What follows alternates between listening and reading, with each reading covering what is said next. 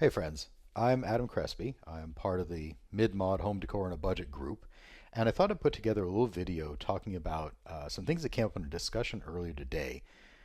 My background is in architecture. I've done, well, showing my gray here, a long time in residential home design, interiors, some retail, some hospitality, and others on both the design visualization front and then actually staging otherwise. And so I thought I'd lend a little insight, not only to how do you deal with a room, but how do you let the room and the pieces speak to you and what they want to do in the room. And personally, I'm a huge mid-mod fan. That's why I'm here. And I'm an even bigger fan of doing this on a budget because, well, not everybody's made of money. So we'll dive in. This is in response to Mike Miller's post here some hours ago. And his question was, rightfully so, in this room, where do I put the couch? And then, consequently, where do the other things go? And the question was really, do I float the couch out from the wall and then position the rug and table around? Or do I put the couch against the wall and position? And there was a bit of a discussion over do you anchor the rug under the couch and so on. So I've pulled these images into Adobe Illustrator to take a look and do a little draw over and kind of illustrate how to let the room speak and how to let the furniture breathe a little bit. Okay, so I'm here in Illustrator and I've lined out the photos just to be able to take a look, and then I've also just kind of based on the drawings here drawn out a quick floor plan of the living room and adjacent entryway and a little bit of the kitchen, and I brought some people in as handy tools. We'll see where those go in a sec. So first let's take a look at the room, and I'm going to look at this top center photo as a really good example. In this case, what's going on? So we can see that this place, I don't know if it's a house or an apartment, has some vintage to it. And you can really tell by the ceiling tiles. These are typically foot square when you see them like this. A lot of times they were put up in the 50s and 60s over an existing ceiling, and there are people who've gone to find some really wonderful ceilings actually under those. We can also tell that this is maybe a little more traditional of a place, that it doesn't have a very modern window in front. In this case, we've got, looks like three windows ganged together. There appears to be, I'm going to call it a single or double hung on the right. There is some kind of fixed window in the middle and another single or double hung mirroring. And this is really typical for living rooms. Nice big window, lots of light and air in your living room, one of your main spaces. Great. We can also see on the left then there is a fireplace with a raised and floating hearth. And we'll take a look at another photo here is a good picture of it. So to me this looks like it's been recovered in, I think it's slate, I'm going to call it, at some point. But the idea here is that you've got some kind of hearth which is raised above the floor. And this is a very modern thing to do, to raise it up, versus more traditional where you had the fireplace possibly heating the room. You may want the heat low so the heat can radiate out and so on. And also, this is a very big statement about the space under it, believe it or not. The other things to notice in the room then is that feels like a very bounded space. What we've got here, we have this ceiling, and it's this really nice flow of these tiles, and it is visually bounded by this kind of cinnamon chocolate colored wood molding that goes around. So although the ceiling has a nice flow and picks up some great patterns from the light, it is visually bordered by this brown, which serves a nice way to cover the raw edge of the ceiling and the raw edge of this paneling that's on the walls. Then we have a corresponding baseboard. Then we've got, it's a little hard to tell if it's a luxury vinyl or something else going on here, but some kind of long and wide plank flooring in, I'm going to call it a running bond, which is nice because the horizontal joints, depending which way you're looking, either horizontal or vertical joints are offset, which helps the flooring make the space appear to flow. So you've got good flow in the space. Room's definitely longer than it is wide, and we have a couple of doorways. So first, actually, we can see there's a cased opening to the kitchen, and we've got some rounding going on here. It's a nice way for a builder to add a little class or charm to a wall without getting too expensive, and it kind of spruces up an opening in the wall, basically. And then we've got, I would guess this goes to a hallway, maybe back to bedrooms and secondary bedrooms and so on. We've got a nice round cased opening, and then finally, and I'm guessing again here, but this looks like to me This goes into the entryway. It's a little wider here. And maybe there's a powder room or something else concealed behind, or a coat closet concealed behind this wall. But the nice thing is, at least visually, it extends the line. And we've got some really fantastic wall covering or wallpaper going on here that's a nice visual contrast to the paneling on the walls. Okay, so we've got a good lay of the room. We can see the main places. We also understand a little bit of how the room feels. So this is not a space that is expansive. It is very bounded. We can see into other spaces, which makes it feel bigger. But when you're in this living room, um, there is no non-boundary or invisible wall like you see in a lot of mid stuff between, let's say, the living room and the outside. It's very clear there's a window. Same with the kitchen. There is a boundary here to the kitchen. We can look into it, but it's definitely a different room. That space does not flow into the kitchen. Okay. Now let's talk about the fireplace. So at some point, maybe this was covered in slate, who knows? And it's got two pieces. It's got this kind of raised hearth, maybe sits called a foot or so above the floor, and it's got a mantelpiece up above and some decor and appropriate knickknacks and things. The big thing about this kind of fireplace is that this needs space around it. The whole point of having this raised hearth is that there is space around, maybe you can sit on it, and it's really supposed to have space underneath. The idea is that you are celebrating that you have enough space to allow this cantilever to stick out here and actually occupy a little further out. There's a zone around it that you perceive as close to the fireplace. So we want to keep that in mind in this room. Now let's take a look at the furniture. First off, the couch is terrific. I'm actually going to call it closer to conversation pit or 70s mod versus the strict mid mod like 50s or even 60s. The lines in this really speak to that era of both archigram for rounded furniture, and then also getting into 70s where you saw, shag on your dog and shag everywhere else.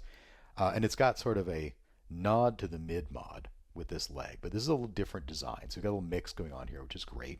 It's okay. Color is fab. Love it. And then also we've got, again, and this is borrowing some 70s kind of sculptural in here. We have this table which has a gumdrop top shape in glass and some sort of, I'm going to call it carved wood base. And whether this piece comes through or is a bolt-on top, it's great because it really breaks the line of the table, the plane, and allows this very sculptural piece to come through. It's a really fantastic piece. And finally, this rug. And it shows up in a couple other places. Terrific design. Again, we're seeing a lot of crossing decades here, whether this is 60s or 70s. We're seeing these great swirling lines in the rug, lots of transition in color, and this is an unbordered rug. So it is finished, but it doesn't have a border, it doesn't have a fringe, it doesn't have a frame like you see on a lot of Persians or similar. In print, we say this has a full bleed. The design goes right out to the edge. And what this rug does in here is it guides your eye. This big brown swoop comes out here and runs right over to the fireplace. Then you've got this big kind of bullseye going and your eye goes around, around, around again and off over here. And it's really great because the line in this rug guides your eye to all different parts of the room and makes the room feel bigger. So good choice there, Mike. Okay, so how do you furnish this?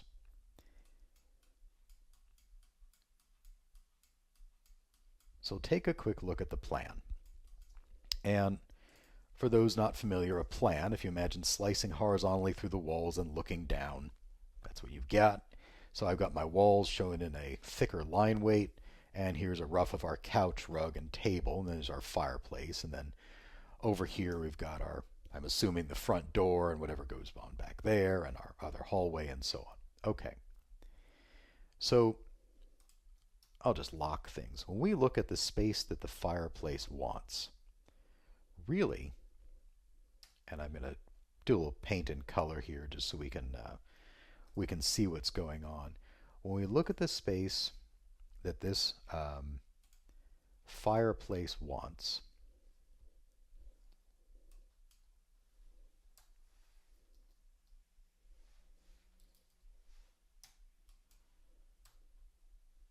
it's actually quite big. That the fireplace really kind of takes up this much of a zone around itself. Because you don't want to walk by and sort of bonk your leg on the slate, and it visually needs some space in here. So this is going to push the rug over. Good. Next, we'll take a look at the couch. So what's going on with the couch? Remember, this couch is soft and bubbly. It's very round. Yes, it is fairly straight in front and straight in back, but it's a very round feeling couch. And so unlike a lot of other mid-mods that tend to have straighter backs, this one needs some space here on the back. Now, some folks might say, we should float this couch out and put a table in the back. You never want to see the back of a couch. In this case, is the back of the couch good to see? Yeah, it's really cool, actually. This is meant to float. Yes. However, we don't have the room to float. If we look at the example that Mike posted of what happens when you float the couch, well, if you've got like a stream of people going back and forth, this kind of works. But then the couch is cramming the rug, and the rug is getting into the fireplace, and nobody can walk over here, and the dog doesn't know what to do, and there's a whole bunch of space missing from the room. So let's not float this couch, even though it can do that. We also don't have room for a table here. There's no room for a console or a little skinny table. It's just you're gonna walk into it. So what we want to do with this couch is correctly position it against the wall.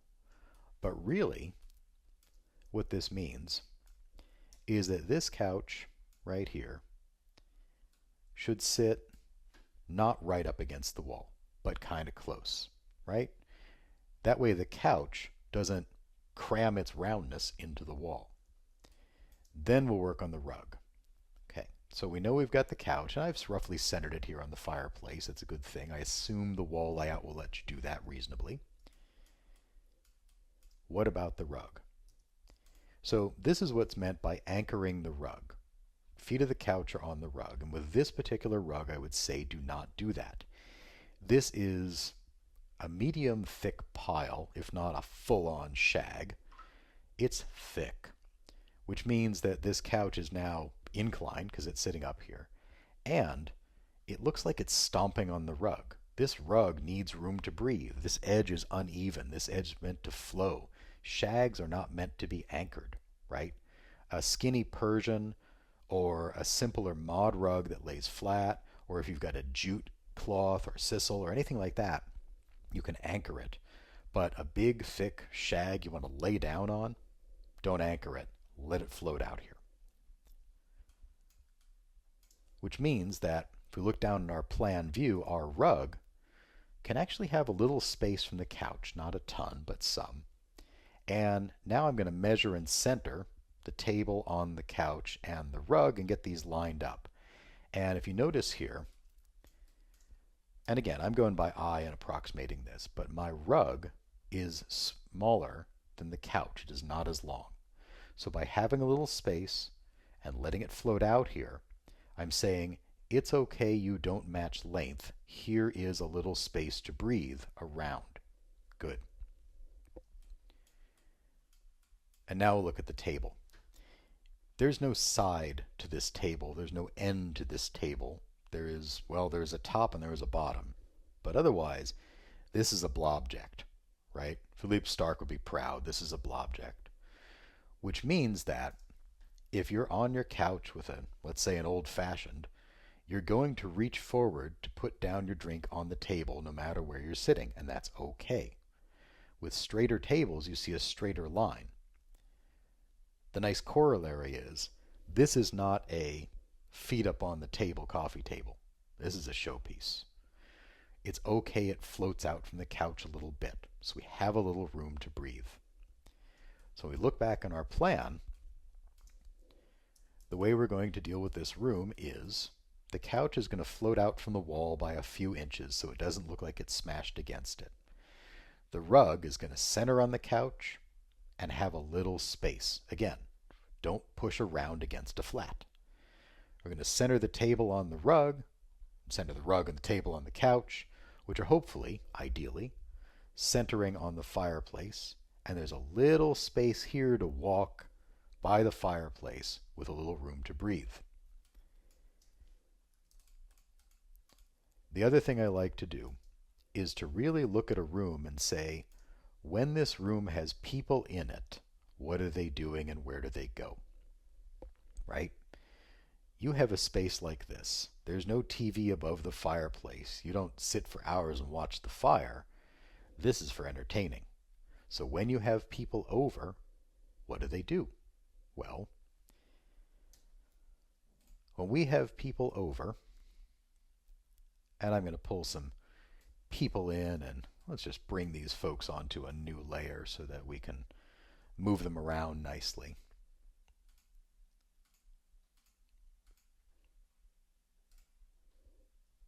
All right, there's my people. I tend to work in silhouette for this kind of thing.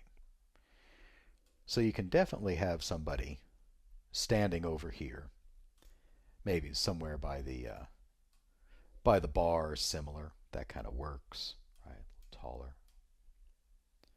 Good. And there might be a couple of folks over here, you know, sipping a drink, talking in the entry, and so on. This is good. Now we're getting somewhere. And definitely, somebody is draped over the couch, right? This is a couch for draping. This is not a sit back with a whole bunch of people. This is like for lounging. And if you don't believe me, does this couch speak to lounging? I've got some photos to show of some case study houses. But when we look at this space, there's places around, as you can see as I'm lining out with the people, there's places around to start to put in clusters of people. People sitting there, standing there, talking to each other, right? You've got a couple of couples, you've got some people who have never met, you've got some people that you're the common person and they don't know each other and they just discovered, hey, it's good to meet you, and so on. So you look at where do the people go when they're in this space and what do? Well, these two people I just put in need to refresh their drinks. So where are they going to walk? By the rug, by the fireplace, over here to the bar, and they're going to refresh their drinks and so on. So think of it that way. What do we do in this space, and how do people flow in this space? A couple other things, and this is Mike, this is really up to you on the editing. There's a lot of stuff going on. There's a lot of overlaid things. There's a window, I believe that's what this is, right here, which is great. But you've got a lamp in front of the window, and then is it a poster or a frame? It's a little tough to tell. And then a chair. And it starts to leave this space feeling a little crammed. So, if you feel up to it, think about moving the chair somewhere and opening up this space. Let the lamp be sculptural in the corner, right? And have a little more flow here in this arc, right, as people come by. Don't have to, just to think about. The other thing, and again, this is totally a matter of taste, but this is the only black object in the room. It's very nearly 80s, right, in its severity, and doesn't quite fit the vibe. If you love it, then keep it. But think about some editing.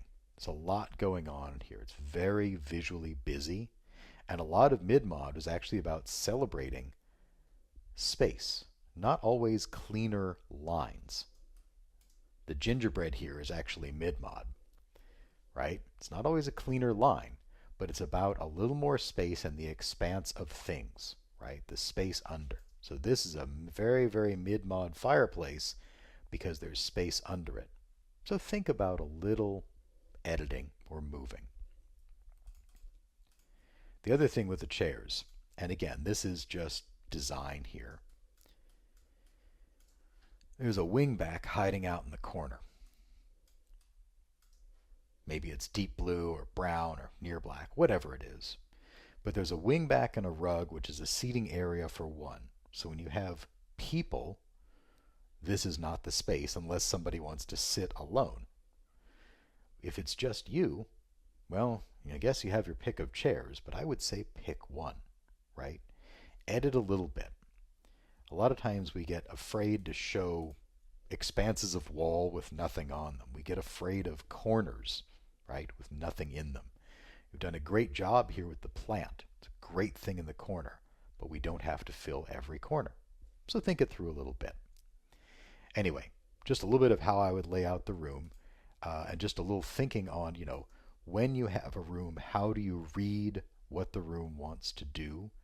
And when you have this furniture you've assembled, you cherish it, you love the design, how do you let it speak and arrange in the room to make sense for the room's purpose and the movement through it? All right, friends, I'll see you on the Facebooks. If anybody else, I'm putting myself at risk here, but if anybody else would really like to have their space analyzed in the same way, post a couple of photos and tag me. I'm happy to jump in. Thanks.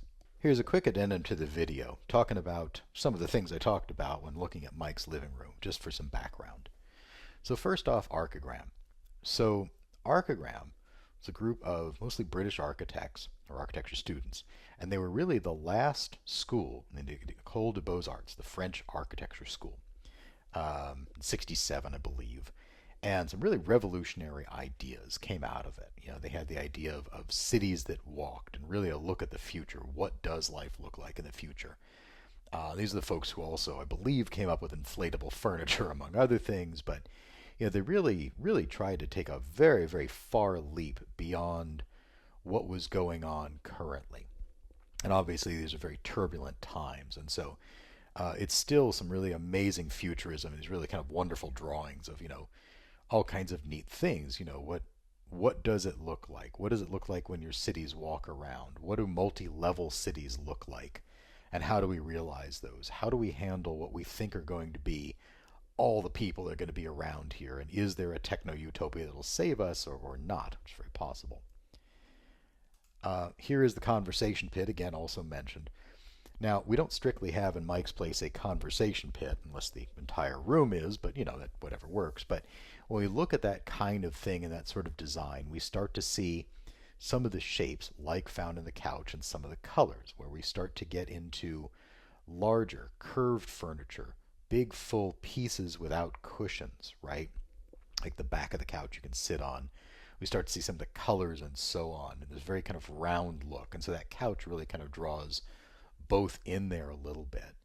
And lastly, some 70s modern. When we look at just in general 70s modern, a couple of things we saw. Now I understand if some of you break out in hives when you see avocado green. that's very allowable.